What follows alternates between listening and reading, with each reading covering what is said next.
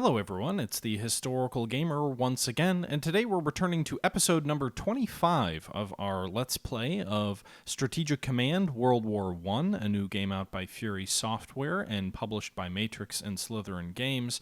We are into July of 1916 in this World War I game, and the war is going very well for the Central Powers. We've knocked Russia out of the war, as well as all the Eastern European allies, with the exception of Romania, who have not yet joined the war. In Italy, the front is being broken through. Venice has fallen. The European front, or I guess the French front, has been driven back, and the French are being driven back toward Paris. Things are going really well. The one thing that did catch us off guard last turn was the British Navy. We were kind of sailing our Navy forth into the North Sea, and the British Navy kind of snuck up and surprised me a little bit, and that's what we're about to fight and see how things go. This was all taken from a live stream from a couple of weeks back now, so I'm actually going to turn it back over to my live stream audio and gameplay and commentary and all that stuff. But I hope you guys enjoy the series. Let me know your thoughts below as always, and I'll catch you guys at the end. French morale falls due to the loss of Lille. Are they placing new troops or what?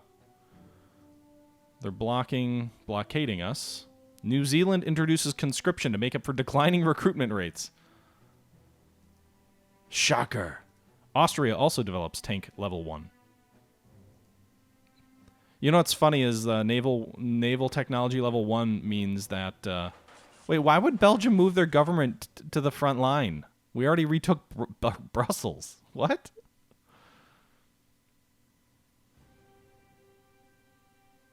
Blimps along the coast would have been a good idea, actually. Alright, as much as the enemy wants to focus their naval activities against my subs, all the better.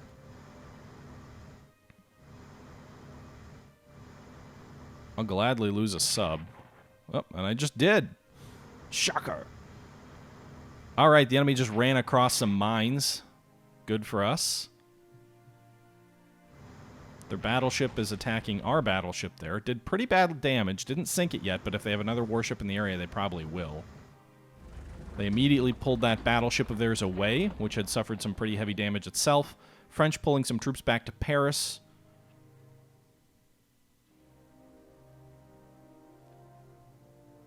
Admiral von Tirpitz.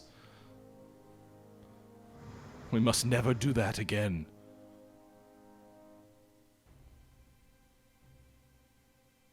That is what he said to the Kaiser after, or no, sorry, Scheer. What he said to the Kaiser after Jutland, right? Enemy contact. No, more ships are gonna sink me. Oh, they got a bunch of pre-dreadnoughts down there. We're gonna lose a battleship. The French Navy has come out to play. French battleships, even. Ooh. Baghdad? They're bombing Baghdad? Bombs over Baghdad. This is going to be a very interesting turn.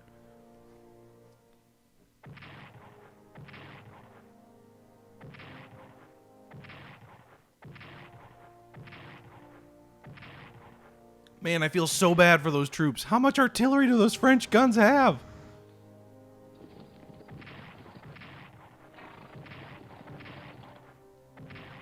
It's not just artillery, it's an avalanche of all these troops! The Allies are not done, apparently. Why would you do... I guess you're trying to relieve the supply of your cut-off troops there. Oh my god, they're advancing on Baghdad!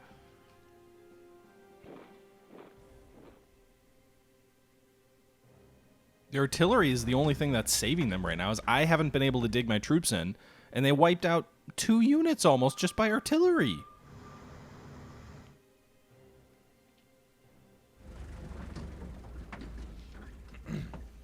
I don't think they're going to be able to stop us, but I do think they're going to have... I mean, the Butcher's Bill... It's going to be way worse. Workers in Glasgow go on strike for better working conditions. Maybe we can trigger a red rebellion in Britain. Conscription leads to industrial unrest in the Clydesdale docks. The exceptionally successful French ace René Foch gains his first confirmed kill over the Western Front. British national morale falls below 50%. There seems to be something wrong with our ships today. So we lost a submarine, a destroyer, 2 cores. So that's actually all we lost. A submarine, a destroyer, and 2 cores. That is not, I mean, so far anyway.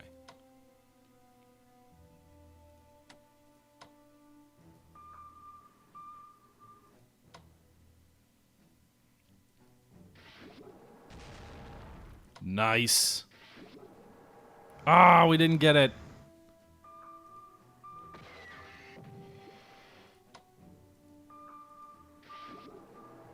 We got it. French cruiser goes down. Enemy contact. More enemy warships. The whole damn French Navy must have come out. Let's send these subs down south here to deal with these pre-dreadnoughts. I can't imagine they'd be very effective versus subs. But yet, somehow...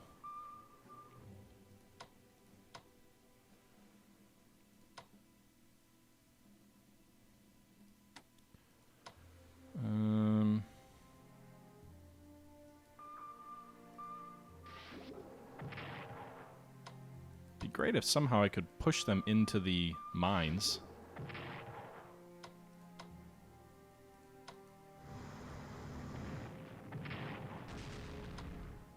Alright, we're going to pull the Navy back here. Again, I'm only moving like 1 hex, so withdrawing the Navy is relatively easy at this point. We already lost the destroyer up there. Finish him off, so we'll get the 284 national morale bonus by sinking an enemy tender. We're going to pull this guy back, the Rhineland-class battleship. Meanwhile, we have some opportunities against the enemy fleet. We're going to pull these guys back into Germany's port. I don't want to take more casualties there. But we have enemy pre-dreadnoughts down here, which could be vulnerable to attack.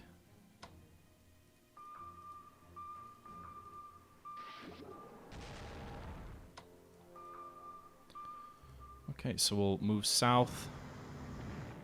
Sank the pre-dreadnought, 664 bonus and national morale. Our own pre-dreadnoughts will sail south. Sink 'em. Find 'em, sink 'em.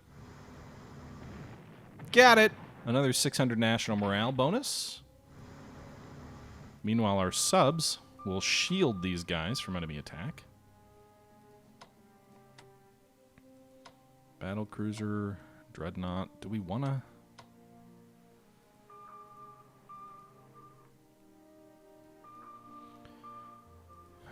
Do we want to try and go after this guy?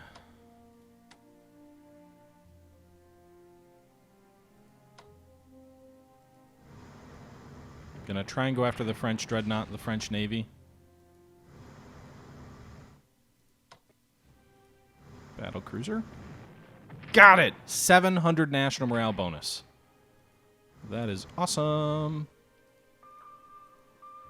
Meanwhile, our subs will continue to provide a shield against the enemy advance that will surely come down on us. So we sank 2 pre-dreadnoughts of the British here off the English Channel. We just sank a French battleship. We also sank a seaplane tender, and I think we sank another French cruiser or battle cruiser, one or the other. And now the bulk of our fleet is going to get away. It's going to escape. So we'll pull this battleship. Well, that one only has 3 hit points left. So we'll pull it back as far as we can get it. We'll pull our pre-dreadnoughts through the Kiel Canal. The first Bismarck will pull back here past Heligoland. The Dörflinger will also pull back toward Cuxhaven. And then we're going to go ahead and we're going to put... Can we put more mines? We can. So let's go ahead and put some mines here and here.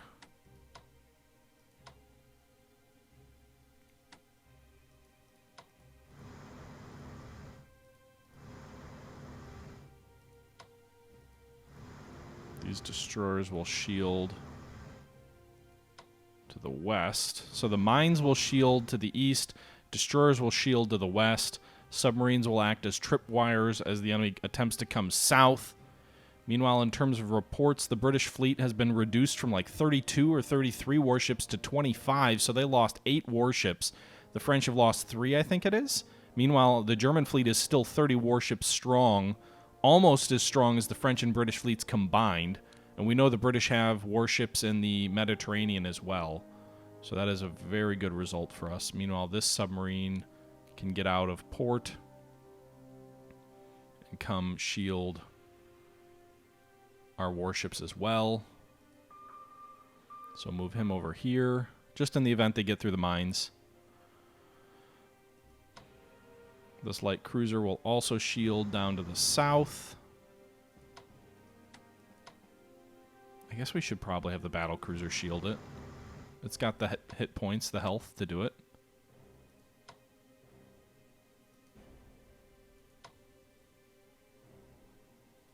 Okay.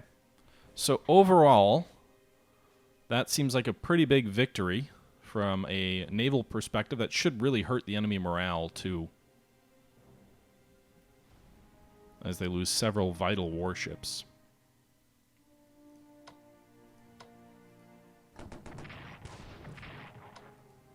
Alright, so we destroyed that French cavalry.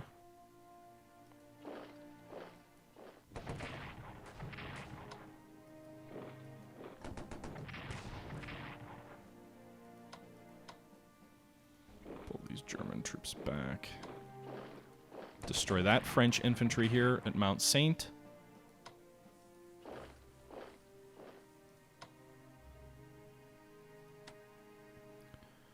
Okay.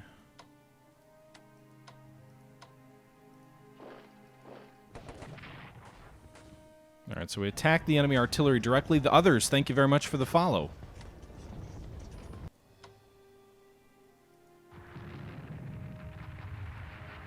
I'm surprised that railguns don't seem to actually do anything. At least from a... Nice. Can we really badly hit them? Sweet. Can we destroy them? Destroying enemy artillery is my primary concern at this point, because they're the ones that keep murdering us on the battlefield. Meanwhile, let's bombard the hell out of these guys. Or as much as we can.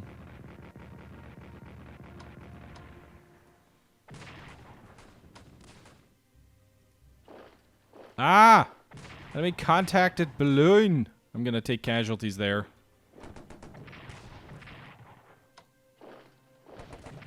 Alright, so we destroyed that unit.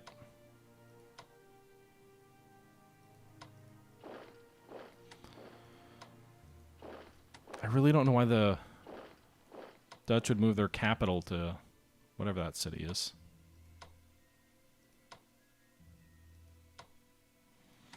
Okay, so we are definitely a little bit strung out here. Some of our troops are pretty badly bloodied.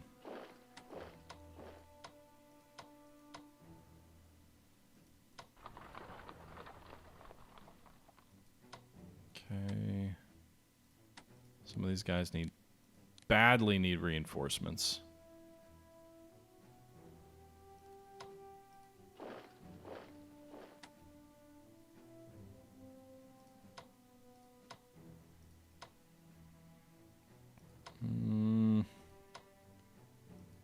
I keep attacking fortified positions in the south, and it's kind of like, well...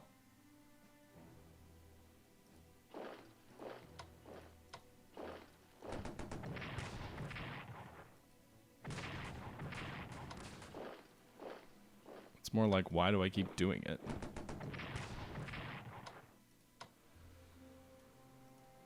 Because I'm stupid! But hey, I destroyed another enemy unit.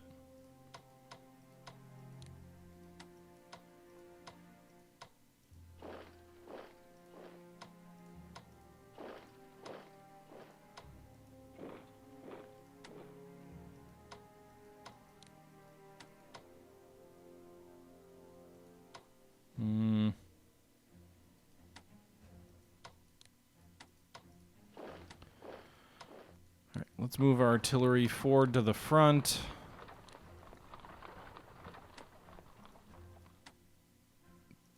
Entrench everybody who can.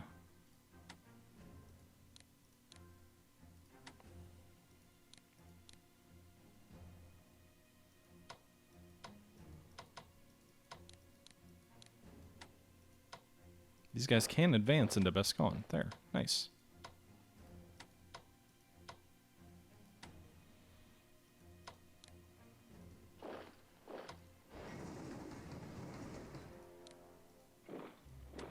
Okay.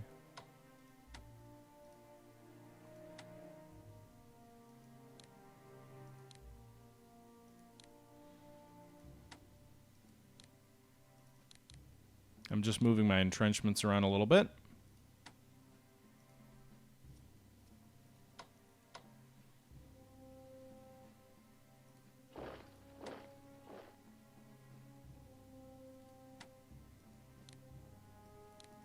I need to entrench everybody who can. This corps here, the Guards Corps, is probably going to get destroyed. This Netherlands Corps also will probably be destroyed. I mean, it all depends how much ammo these guys have, and I don't really know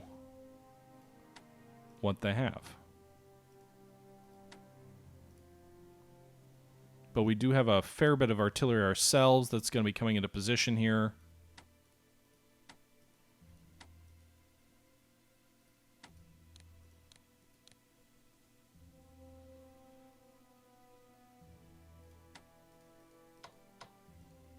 Alright, I need to rail some additional troops from the Eastern Front. Maybe even cavalry, I don't know. Prefer infantry, though.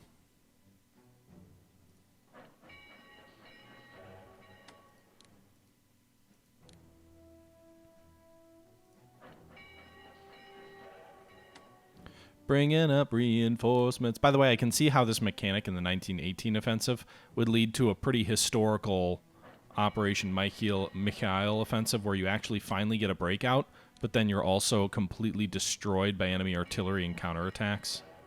I definitely see that that would happen, likely.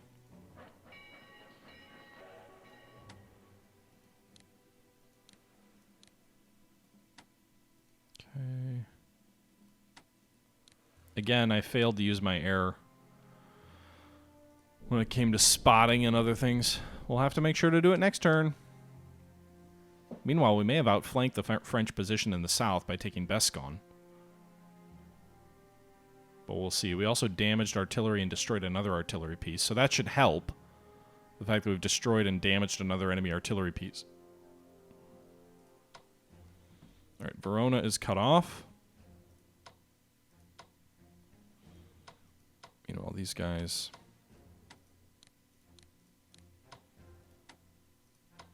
Can we take Venice? Yes! Venice will fall. There we go.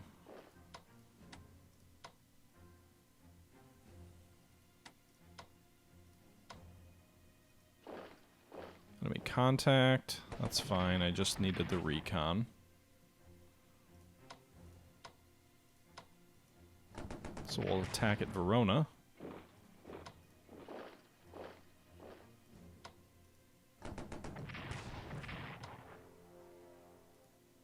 Take Verona.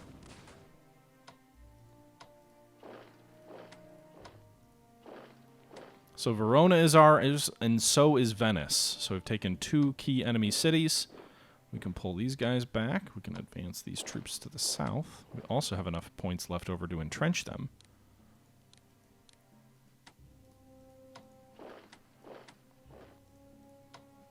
We'll attack that French or that Italian headquarters and this Italian headquarters.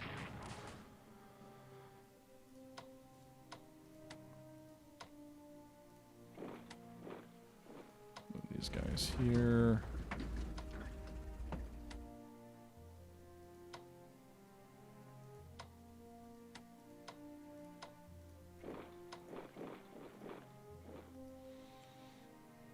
Okay. Can we operate them into Verona, even though we just took it? No, we can't. It's okay. We'll keep moving reinforcements forward.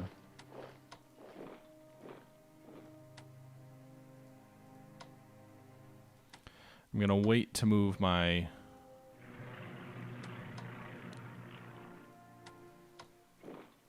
Let's move this artillery into Verona. We'll move our headquarters units next turn. But the Italian front looks like it's in good shape. I think we may be able to break the line next turn. I don't think the enemy has enough artillery to hold the line. But we've also, I mean, I don't think they have enough infantry to hold the line either. So we've taken Verona, we've taken Venice. That should be a big deal. Also, because we've taken those cities, the enemy navy in that area will not have anywhere to hide. This enemy Italian light, is it a cruiser? It's a destroyer. So we can go ahead and attack it from the comfort of our ports and destroy it and get a little bit of extra national morale. 142. I'm really curious what the highest the national morale can go for a country. Wait, cruiser.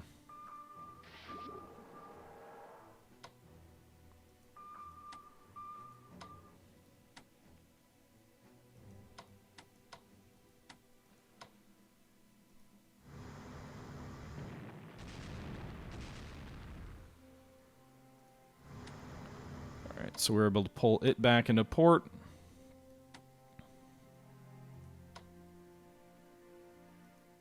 Alright, so we're going to begin moving the Ottoman Navy around here toward the Italians.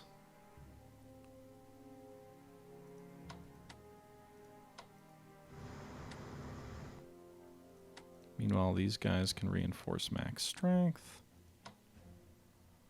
Move these troops here. We probably could also besiege Mudros and starve out the British garrison there. The northern flank. Yeah, I mean, I could move them west. There's no roadways there, though. Supply would be bad.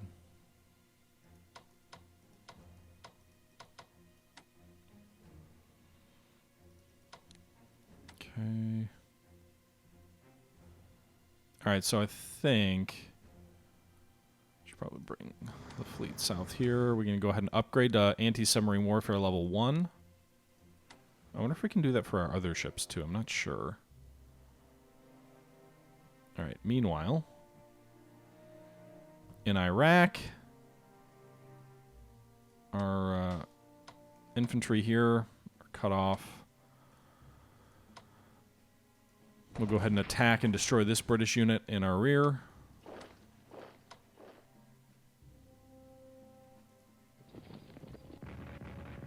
Enemy defensive artillery here.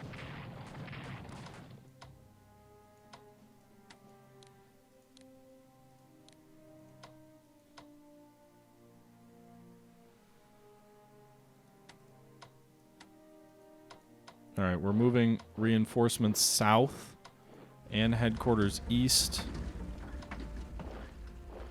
as quickly as we can. We also brought in some Austro-Hungarian troops, so our cavalry for them can actually race forward here. So that'll be nice. These infantry can force march, for the moment anyway.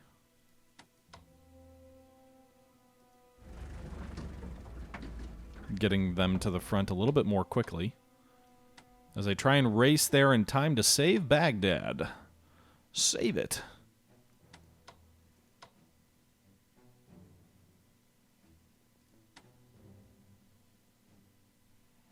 Okay, meanwhile in Egypt, we're going to go ahead and bombard the hell out of this British corps here at Al Arish.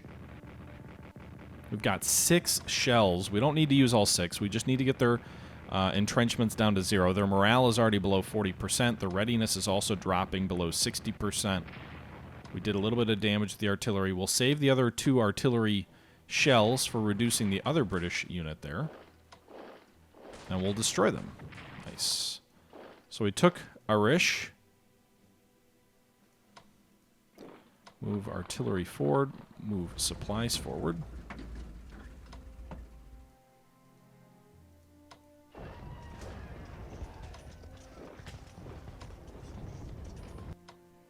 Bone Bleeder, thanks for the follow. Appreciate it.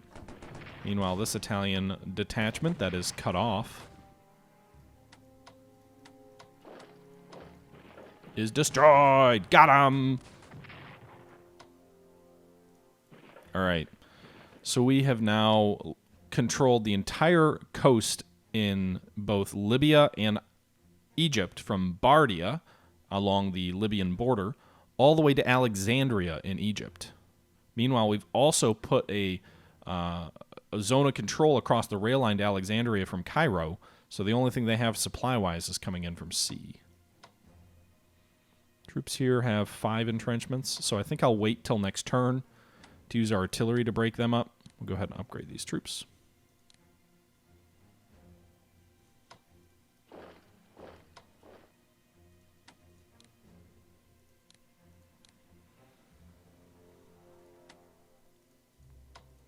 Okay.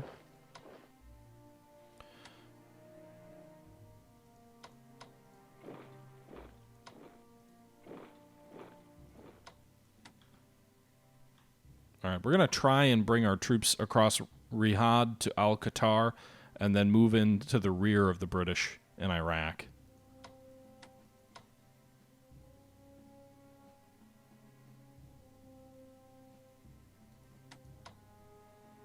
Move our fighter to Najif, if only to act as a blocker of the enemy. This cavalry will probably die, but it will die a hero's death, as it buys us enough time to bring in additional reinforcements to Baghdad. Okay.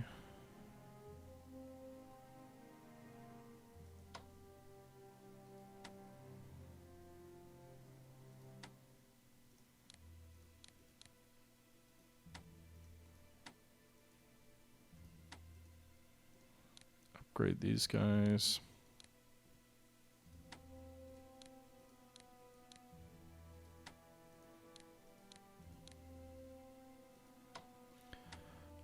All right, so the Ottoman Navy is coming into sight. The German Navy, meanwhile, is pulling back to its homeland, but not without further battles and risks.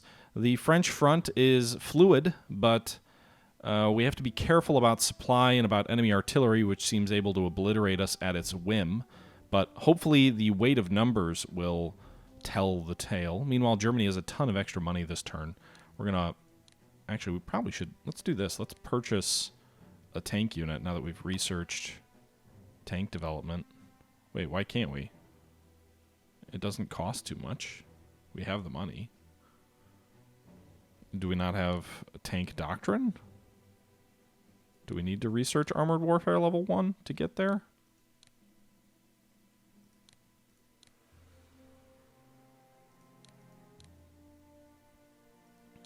Meanwhile, I'm pouring in a ton of money, probably inefficiently, but I'm pouring a ton of money into German R&D. We've nearly maxed out German R&D. And we'll go ahead and we'll wrap this turn up. We'll see what October has to share for us.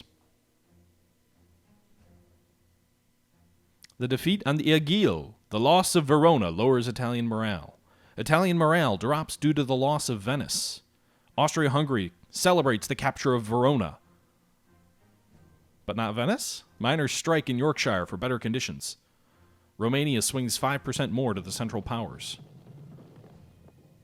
Entente raiders are continuing to disrupt Norwegian convoys.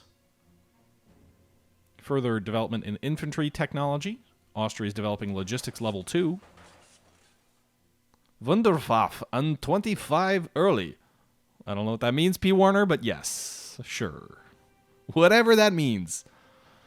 All right, so the French are going to reinforce and move some troops around. Enemy destroyers are continuing to go after our subs. No surprise there.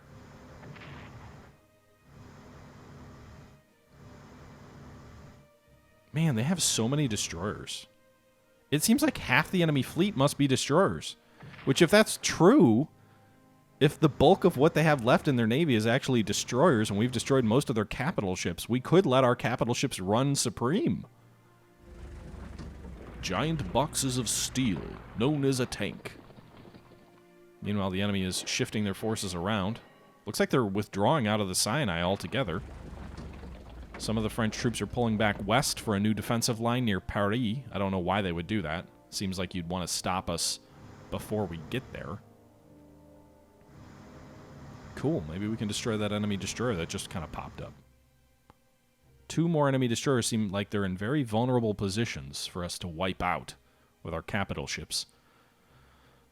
As long as we don't see a bunch more battleships, we know the French have a couple of cruisers in the area, but I'd love to continue. Again, the national morale hit is so huge when you lose warships. Like, a single cruiser of like 400 victory points is the equivalent of losing like 7 infantry corps.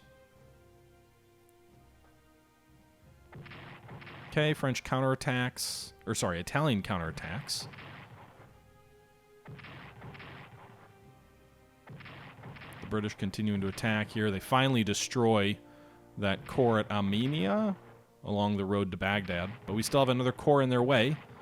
Meanwhile, they destroy our cavalry here on the western road to Baghdad. Amara, that was it.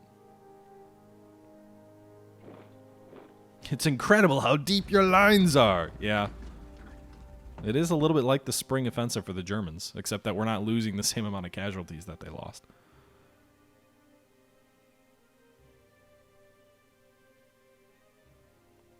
All right, the British cut off there in northern Europe, lose attrition losses. The British over here lose attrition losses.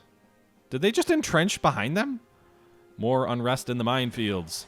The Italian army is weakened by desertions. Whoa! The Italians not happy. Meanwhile, Norway apparently is shifting to the Entente. Portugal as well. Well, they definitely need Portugal. Portugal's already like 70%. Italian morale falls below 50%. Charcoal, I think I'm a little bit more positive on the game, although I still do think that the Commander of the Great War is the best World War I game I've ever played. Still to this day. All right, guys, I'm going to go ahead and jump in here and wrap this episode up. This is as good a stopping point as any. The Italian army is mutinying, and the battles in the North Sea are raging against the Royal Navy as we attempt to weaken and destroy them. Overall, the Western Front continues to go well, the Italian front continues to go as well, and it's a matter of wearing down and defeating the enemy at this point. We have the clear upper hand. With that being said, as always, this is the Historical Gamer saying thank you for watching, and until next time, I'm out.